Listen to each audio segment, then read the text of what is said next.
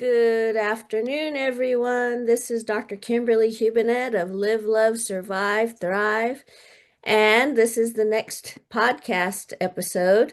Actually, today I have a special guest that she and we just thought about this, and we discovered that we're kind of around the same time frame of where we lost our spouses. And she's written a few books, and I've written a few books. She's an educator, and I'm a dentist, but we're educators also. But I've enjoyed getting to know her on the back end, and now I wanted to introduce her to you all. To this month is actually a special month because this was the month that my Mark passed away on June the 29th. And so this month is also the month that we got married. So this June month, it has a lot of special days for me and special times that I reminisce. But I'm really excited to talk with our next guest. Her name is Dianne Brazell. Is that how you say your last name, Brazell? Yes, that's right. And a little bit about her is that it's been 7 years that she lost her Paul. And uh, basically, she's written a few books, and her second book came out in June the 12th, which is just this past week. So hopefully, people are listening and maybe they can get your book. But Dianne is a career educator who serves in Houston area schools and universities. Her work as a consultant, she assists teachers and administrators in implementing student-centered best practices.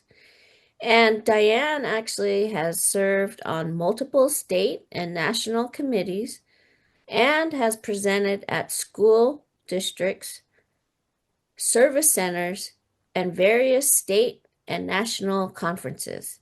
She has multiple publications, including articles, poems, and books.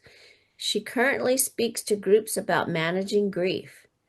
Dianne loves photography, gardening, nature, healthy foods. We'll talk about that also today. And teaching and learning. She lives joyfully near her children, grandchildren, and friends in Spring, Texas. So, hello, Spring, Texas, out there. And hello Welcome. back to you. Thank you so much, Dr. Kimberly. I'm pleased to be with you today. So tell me a little bit, and anything else you want to share before we start our conversation? I will just share that June is a special month for me as well. June 12th is actually my birthday. So the books I've tried to launch on my birthday. It is also sadly the anniversary of my Paul's first radiation treatment. So like you, there's some bittersweetness with this month. But I've continued to learn ways to live joyfully around that loss, just as the rest of us, most of us in the listening audience are trying to do. And so I'm happy to be of some service and some help if I can through our podcast today and also through my books if listeners choose to participate in that. Can you tell us as the journey starts, tell us about Paul? Paul is one of seven Italians from Buffalo. He's in the middle of his family, two girls and five boys. He moved to Houston in his 30s for work and remained there. So that's how I met Paul, even though he's a native Buffalonian. He was a Houstonian for the last half of his life. He loved to dance. He was very smart. He was one of those people who was gifted in numbers and letters. So I could beat him on the jumble sometimes in the Houston Chronicle, but we usually tied, and I didn't even try the number puzzle. So just a lot of fun. A great athlete, uh, good sense of humor, loved travel, but loved nothing more than his family. And you lost him to cancer. Is that Yes, right? yes, I did. How long was that journey? I met Paul in 2015, and he had just lost his kidney to cancer 2 months prior to that. But over our time together, which was 4 years, the cancer remained at bay. He was healthy the whole time until the December before he passed the following year, which would be December 2018. It came back in his lung. And then in May of 2019, it returned in his brain and spinal column. And so the actual journey of his passing was only 5 months long. He was very healthy, even with the lung situation, until it invaded his brain and his spinal column. And that was 5 months from the diagnosis to his passing.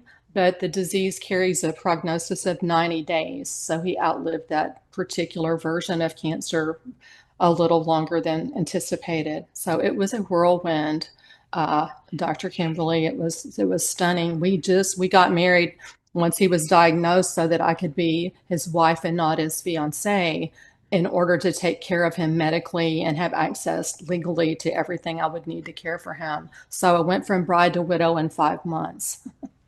Oh, So wow. it was pretty overwhelming. But how long had you said that you had been together for about 4 years prior? Yes, 4 years. What did the early stages of grief look like for you? What Honestly, I helped you think move through? I was pretty numb for the first year. Like I just shared with you guys, it happened so fast. Paul didn't even have a will, so we were scrambling to get all that in place. And then once he had passed, I had to be in charge of his estate. I was the executrix of his estate. I have two stepsons who were 20 and 22, so I tend to switch into soldier mode whenever I'm under duress. So I had done that once he was diagnosed, just get the work done. And I really stayed in that for about the first year. He had a house, a separate house from my house. I had to manage that, take care of the boys, try to manage the finances. So I never really gave myself permission or time to grieve during that time, even any of it. So in some ways, I'm still processing because it was such an awakening once I allowed myself to feel.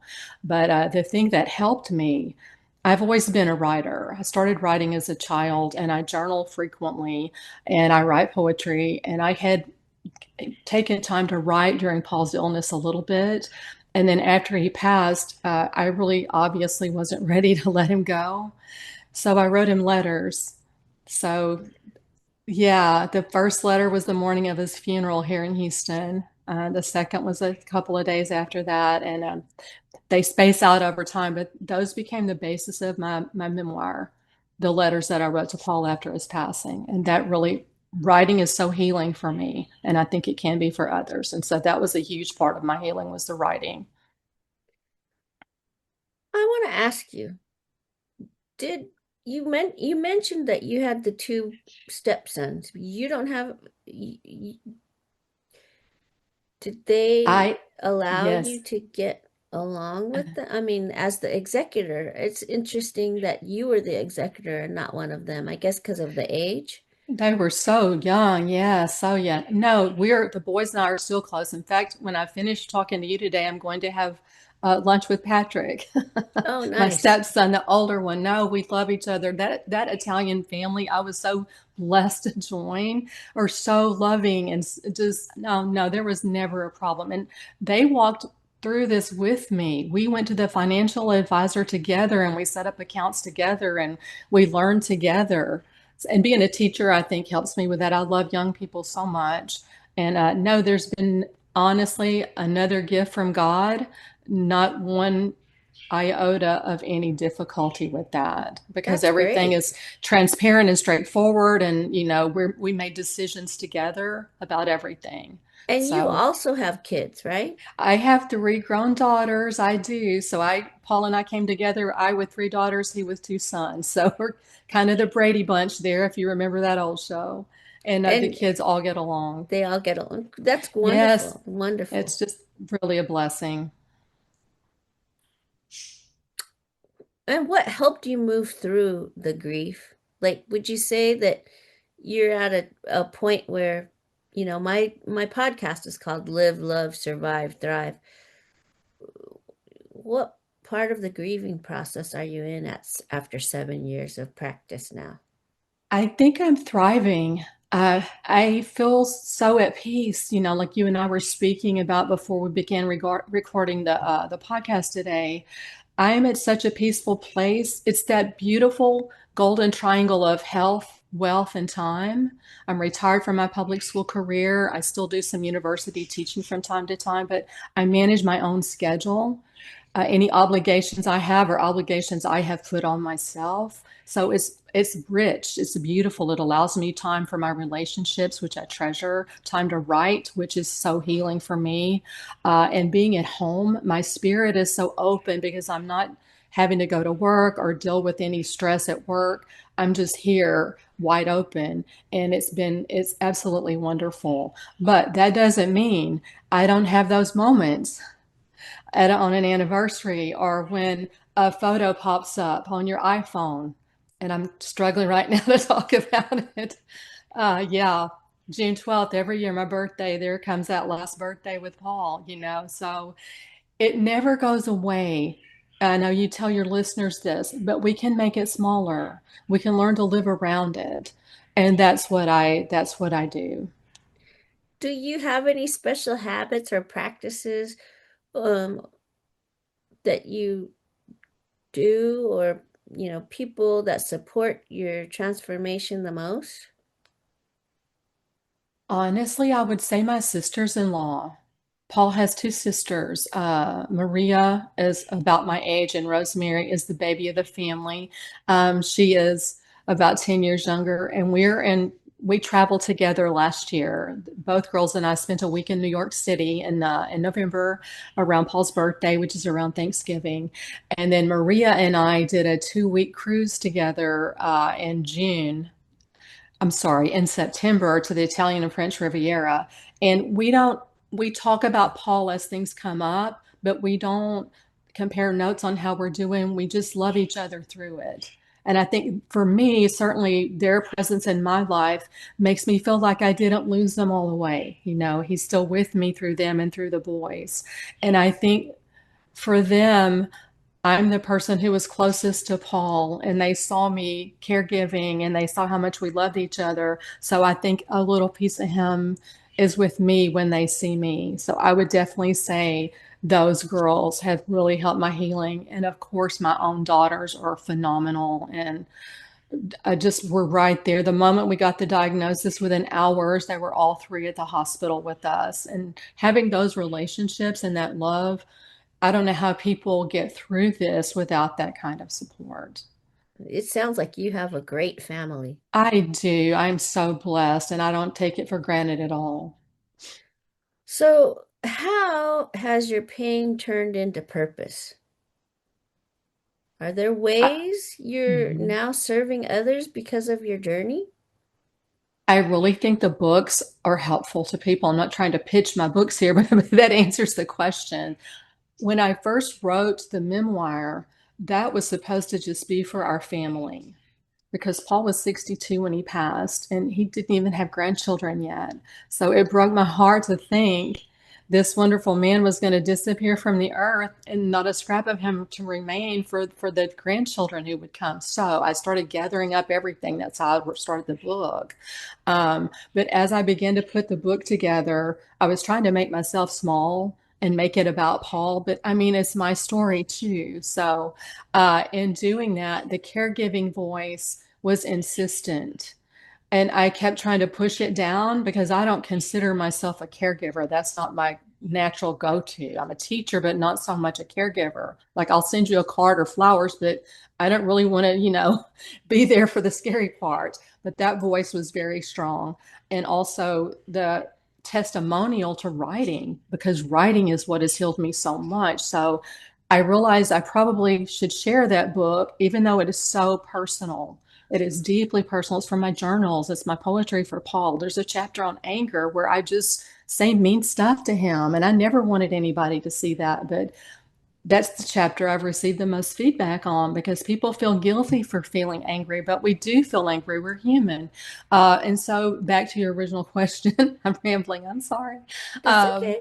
uh, I really believe the books are helpful, and I've gotten some powerful feedback and some thanks for writing the book. So, I'm serving others through the book, and also I'm a great listener. And I'm very caring, and I just try to be available for family and friends or even strangers if I can lend a hand and help. That heals me too. A- And so, what does living fully mean to you right now?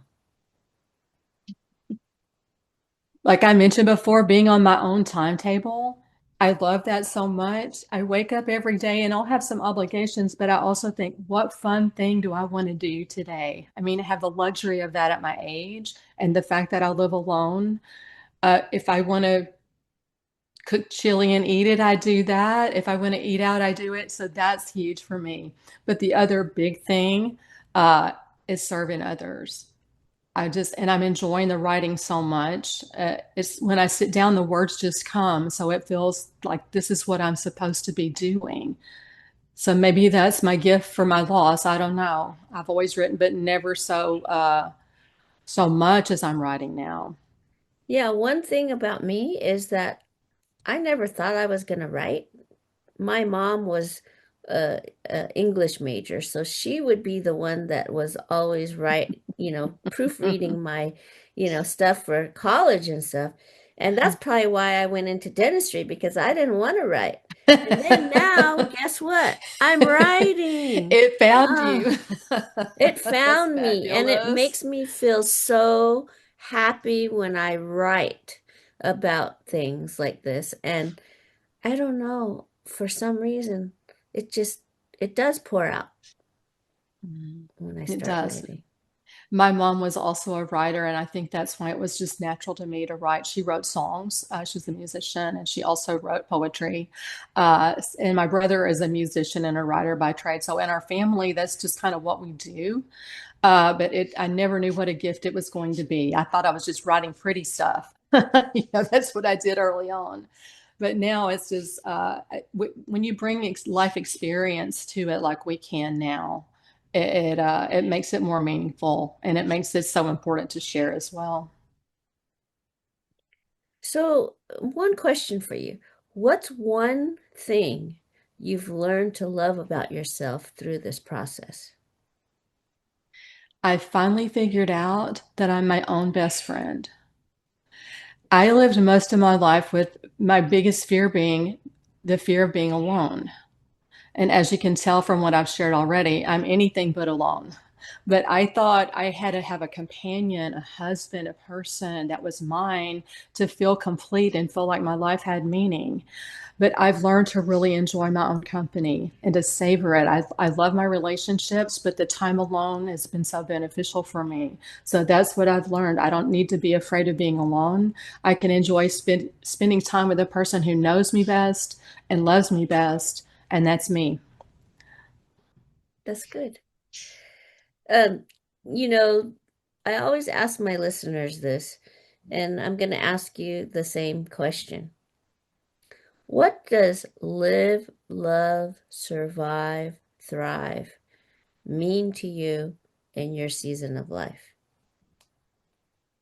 For me to feel like I'm thriving, one important thing is to find balance in stopping to smell the roses and seizing the day, when to move quickly, when to go slowly, and when to just be still. And I don't always get it right because I tend to live in fast forward like we women do with multitasking, with raising children, with work and so forth. But this is my sweet time when I can do that. I can balance my time.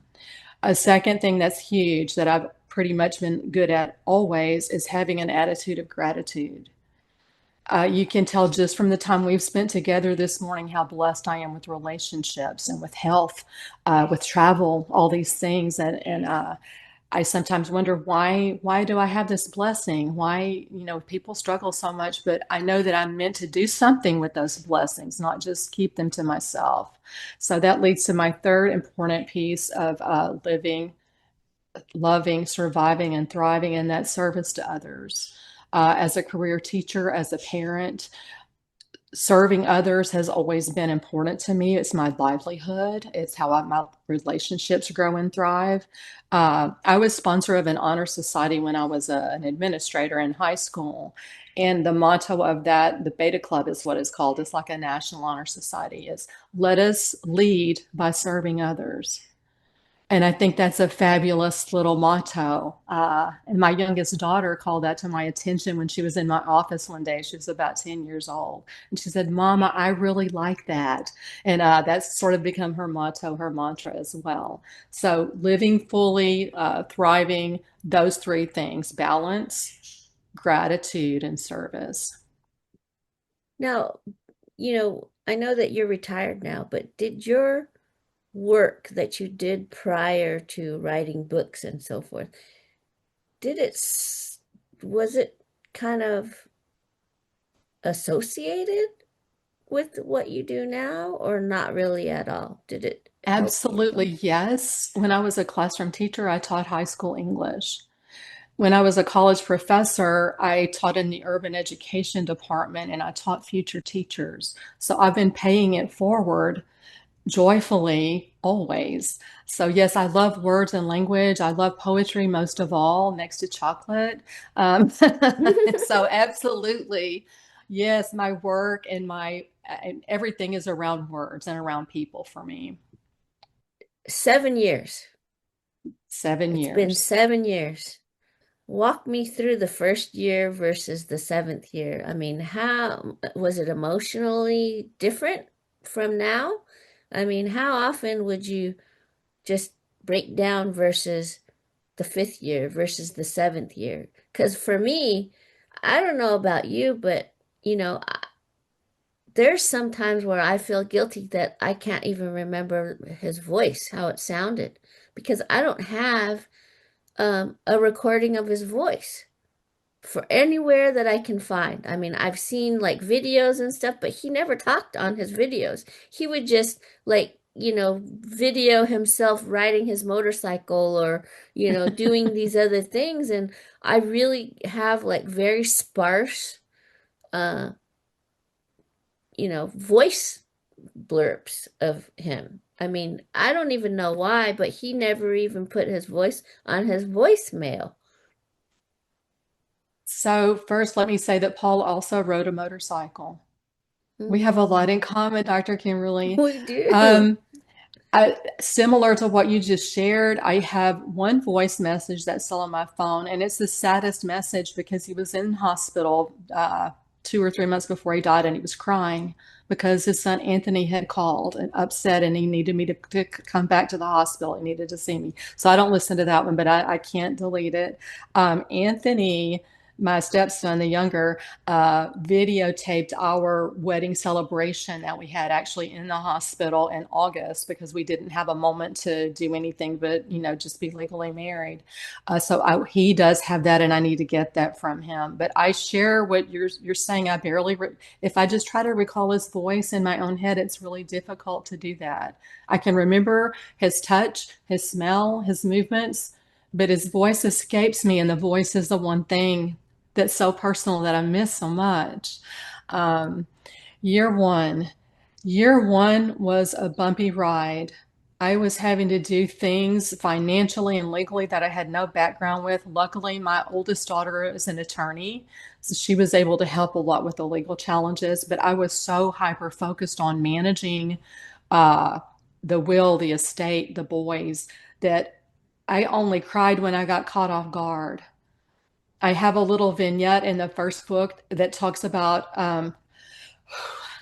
when I was So, washing dishes one day, and I picked up the Dawn dishwashing liquid bottle, and the cap was twisted and almost falling off. And I would get on to Paul so badly, and I would say, "Why do you twist the top off? Just so we would argue over that, not in a bad way, but just like, ugh." And when I saw that lid, I lost it because I realized that when that was emptied and I threw the bottle away, as I must, that would be the last scrap of him in that kitchen. And that things like that would just undo me. So yeah, I wrote the vignette about that. It's called Not First But Last because people caution us, oh, the firsts are hard, the first Christmas, the first birthday. But I'm saying no, the last or the hard things. So that again, I coped by writing. But yeah, that first year was a roller coaster. I was a little soldier, a little zombie riding a roller coaster for that first year. I would say year 5, I was in a pretty good place by year 5. On the estate, everything was managed. The boys were doing well. Anthony had graduated college, so we were at a breathing place there. So more good days than bad days. Still the little getting caught off guard. And now, when I feel sad, it's a sweet sadness. It's the poignancy of having loved and lost, not the ripped apart feeling of I'm only half myself anymore. I've grown back into myself as time has passed with the love and support of my family and friends with writing. So I wouldn't say the pain is gone, but it's gone from a 9 or 10 down to most days a 1 or 2. And when it spikes, it's a 5 or 6. It doesn't spike back up to 9 or 10 anymore. So I hope that is encouraging to our listeners and our viewers to know that it doesn't go away, but you can learn to manage it. And we're still here. We have to remember our loved one is gone, and that's horrible, but we're still here and we still have work to do. We still have purpose. We still have value. And that's to love our lives and help others love their lives as well. Now, I asked you this prior, and you mentioned that when I asked this, have you found any relationships again? Are you gonna do that, or are you happy the way you are with, any new loves or not really? Here's where I am with that. As I shared with you earlier, the first relationship I entered into after I lost Paul, about 18 months after his passing, uh, I look back on that and I remember the good times because we traveled. We had a really good time. I was with this person for 2 years, but this person was dishonest and a betrayer. So I'll let you fill in those blanks. That was devastating to me. I was still so vulnerable and so week from my loss, and I really thought, this is my blessing for that suffering, and he's going to be wonderful, and he was wonderful in some ways, but you're familiar with the term gaslighting. That's what happened in that relationship with me. It was devastating, so I'm over that. um, and I've dated off and on since then, but I haven't found anyone that I want to connect myself to in any sort of permanent way. uh, so, yeah, I don't know, Dr. Kimberly, what's But around the you're corner open for to it. me? Yeah. Absolutely. Oh, yes. I would love to have a person.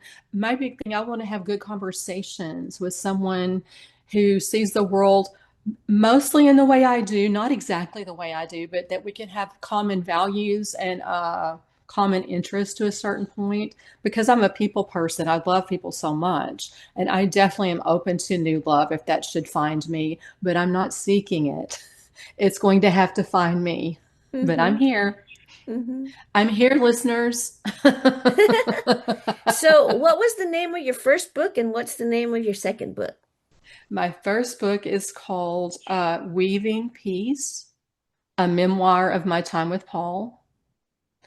I had that translated into Spanish because so many people who are dear to me have Spanish as their first language, and I wanted the book to be easy and accessible for them to get to.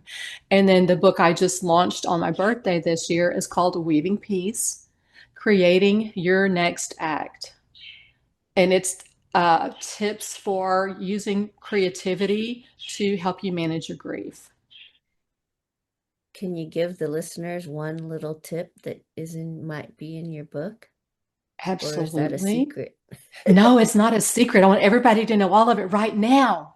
In the introduction, I give instructions for how to write your own little vignettes and stories, and I show the readers how to use.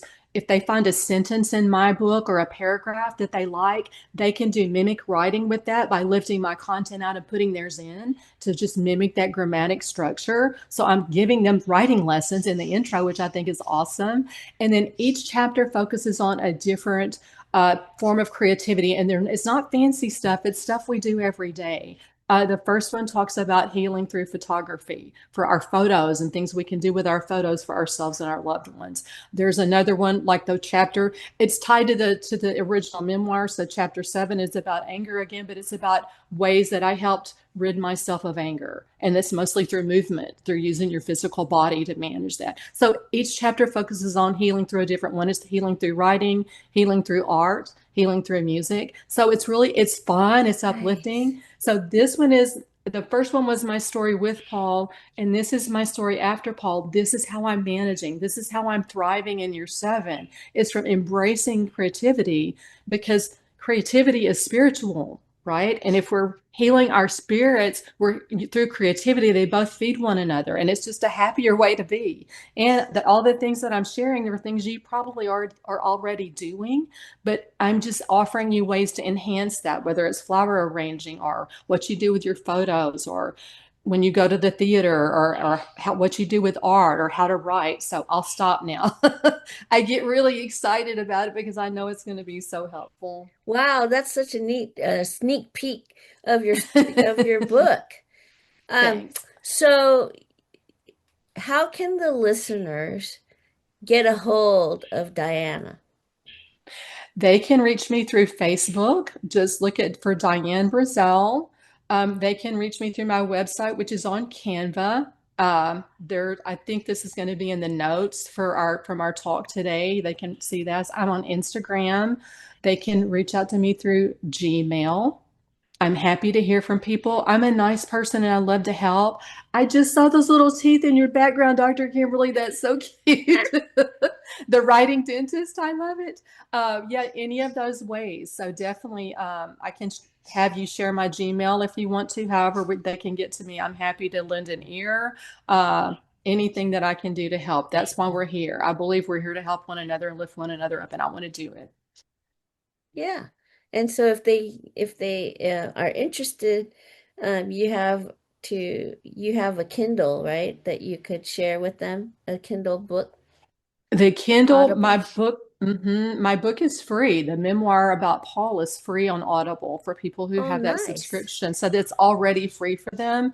If I can figure out a way to make that book, the ebook, give it to them, I will. I'm just not a techno genius. So I'm happy to share that if I can find a way to do it. I just haven't, I don't know how to And do what's your that. website? It's on Canva. It's Dianne Brazell. I don't even have it handy here. It's going to be in the notes. It's a Okay. Canva website. Okay. So they can see all about me and where I'll be next, and a little blurb about my books, my bio, some pictures of Paul. It's pictures of Paul and me, some pictures of me at a signing, book signing. So if they want to see that, they can. And I have a QR code. I should get that to you somehow. But yeah, I'm available. It was so nice to get to know you, Diane. What I ask all my questions, all my people this. Do you have a favorite recipe or food that you love to eat that you have a quick recipe to talk to and share with our audience? I will. I make creative chili. I just made that up while we're talking. I love to make chili with really lean ground turkey. I use the 93-7 balance. It's 93% lean. I use a lot of spices, cumin, paprika, chili powder, oregano, garlic. I cut up chipotle peppers, that the canned ones, put that in there, jalapenos, onion. And the trick, don't tell anyone. The trick is to blacken your seasonings. After you brown the meat and drain it, push the meat over to the side. I use a Dutch oven. I put all my seasonings down and blacken them for about 2 minutes. and stir them around. And then I roll the meat back around in it before I add tomato sauce. And that really makes the meat, and turkey needs seasoning. It really, a little salt also. It really makes the meat take on the character of those seasonings, and it's delicious. And it's a little bit different every time because I don't measure. I just do like my mama and just kind of dump it in there. So it has a little different personality every time I make it. And then I top it with grated cheddar, maybe sometimes with some avocado, maybe some sour cream, just whatever I'm in the mood for. And it is such a treat. And it's very helpful for you if you skip the cheese, but a little cheese never hurt anybody. But yeah, that's my favorite thing to do now is to make that really lean turkey chili. Oh, nice. Oh, I I see love you're food. hungry now. Yeah, I am. My brother is like loves to cook, and so I always have to like listen to him tell me, "Oh, I'm not a good cook, but you know what? I might cook that for him and maybe You it'll be good." should. I'll have to send you some estimates on how much of what I put in there Yeah. so you can Um, have a little blueprint. so so s- listeners, this was a wonderful time to share with Dianne, and it was great to get to know you. And, you know, in the summertime, I always do 3 wellness retreats. And maybe when you're out in California, if you ever come to California, you can come to one of our wellness retreats. It's an outdoor retreat that I have where we do hiking and we do the 5 senses: smell, taste, hearing, seeing, breathing. And we go out into do a little hike journey, show them how to either fish or hike or something, and then also do some journaling and so forth. So I do that in, we had one in May. I just had one in June, July, and August because these are the great months to come out. So if you're ever in Sonoma County, look us up.